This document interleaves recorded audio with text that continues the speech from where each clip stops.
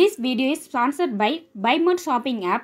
BuyMode e-shopping application is one of the online shopping app now available on Play Store and App Store.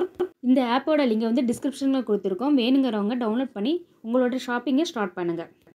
Welcome to my channel. Today வீடியோவில் பூரி கிழங்கு மசாலா எப்படி செய்யணும் தான் பார்க்க போகிறோம். இது ரொம்பவே டேஸ்ட்டாக இருக்கும். எல்லோரும் ட்ரை பண்ணி பாருங்கள். வாங்க வீடியோக்குள்ளே போகலாம். கிழங்கு செய்யக்கு தேவையான பொருட்கள் என்னெல்லாம் எடுத்திருக்கேன்னா 2 பல்லாரி எடுத்திருக்கேன், மீடியம் சைஸ் பல்லாரி. அதை வந்து இந்த மாதிரி பொடிசாக கட் பண்ணி வச்சுருக்கேன்.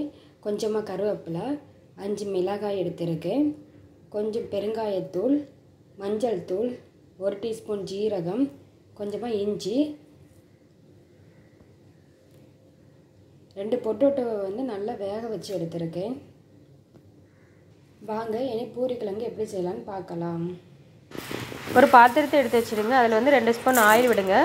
ஆயில் சூடானதும் கடுகு போட்டு, கடுகு பொரிஞ்சோடனே ஜீரகம் போடுங்க. ஜீரகமும் பொரிஞ்ச உடனே இஞ்சி ஆட் பண்ணுங்கள்.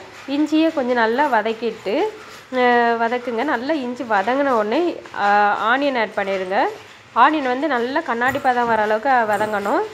நல்லா கண்ணாடி பதம் வர அளவுக்கு வதங்கினா மட்டும்தான் கூட்டு ரொம்பவே டேஸ்ட்டாக இருக்கும். அதனால் நல்லா கண்ணாடி பதம் வர அளவுக்கு வதக்கிடுங்க. வெங்காயத்தை இந்த மாதிரி நல்லா கண்ணாடி பதம் வர அளவுக்கு நல்லா வதக்கிடுங்க. வதக்கி முடிச்ச பிறகு ஒரு 1/4 டீஸ்பூன் மஞ்சள் தூள் ஆட் பண்ணி அந்த பச்சை ஸ்மெல் போகிறதுட்ட நல்லா வதக்குங்க. அந்த பச்சை ஸ்மெல் போன பிறகு வந்து மிளகாயை வந்து 2ஆக கீரி கட் பண்ணி ஆட் பண்ணியிருக்கேன். நான் ஒரு 5 மிளகாய் எடுத்திருக்கேன். இதேமாதிரி எல்லோரும் நீங்களும் எடுத்துக்கிடுங்க.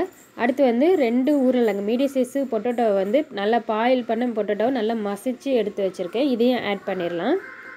பொட்டேட்டோவை நல்லா மசிச்சு விட்டுட்டு நல்லா மிக்ஸ் பண்ணிடுங்க.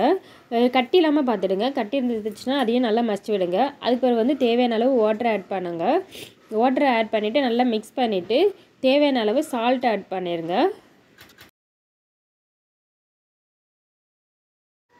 இதை வந்து நல்லா மூடி போட்டு ஒரு 8லேருந்து 10 நிமிஷம் வரை நல்லா பாயில் பண்ண விட்டுடலாம். இது வந்து நல்ல கிரேவி ஸ்டேஜுக்கு வரதட்டும் நல்லா பாயில் பண்ண விட்டுடலாம். நல்லா பாயில் ஆகட்டும். இப்போ வந்து ஒரு 10 மினிட்ஸ் ஆயிடுச்சு. இப்போ வந்து நம்ம ஆட் பண்ண வாட்டர் எல்லாமே நல்லா வற்றி கட்டி ஆயிடுச்சு. ஒரு கிரேவி கன்சிஸ்டன்ஸுக்கு வந்துடுச்சு. இந்த மாதிரி டைமில் வந்து நம்ம என்ன பண்ணலாம், ஒரு கொஞ்சமாக கருவேப்பிலை ஆட் பண்ணிடலாம்.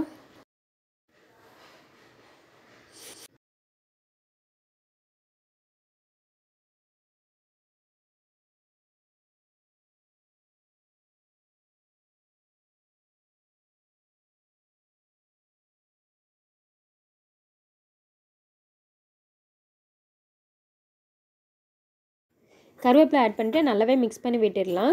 இப்போ வந்து ஒரு 2 மினிட்ஸ் மட்டும் இப்படியே இருக்கட்டும். 2 மினிட்ஸ் மட்டும் கொஞ்சம் பாயில் ஆகட்டும். இப்போ வந்து 2 மினிட்ஸ் ஆயிடுச்சு. நமக்கு வந்து சூப்பரான கிரேவி ரெடி ஆகிடுச்சு. இப்போது நமக்கு சூப்பரான பூரி கிழங்கு மசாலா ரெடி. பூரியும் ரெடி ஆகிடுச்சு. வாங்க சாப்பிடலாம்.